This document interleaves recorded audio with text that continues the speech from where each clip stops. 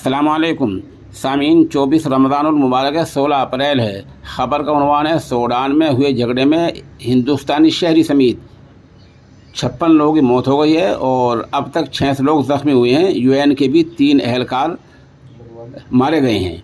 ख़बर थोड़ी तफसील से सुनिए। सूडान में मिलिट्री और paramilitary rapid support force RSF के बीच जारी लड़ाई में एक हिंदुस्तानी शहरी अल्बर्ट ऑगस्टीन की मौत हुई है।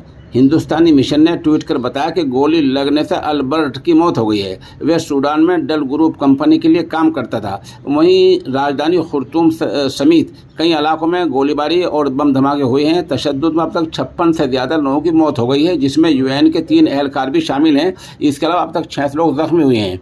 इससे पहले कल शनिचर के दिन बिगड़ते हालात के बीच हिंदुस्तानी सरकार ने सूडान में रहने वाले अपने शहरियों के लिए गाइडलाइन जारी की थी और उन्हें अपने घरों में रहने की सलाह दी थी। दूसरी तरफ तख्ता पलट की कोशिश के बीच RSF ने दावा किया है कि उसकी फौज ने राजधानी में ज़्यादा सरकारी दफातर पर कब्जा कर लिया है।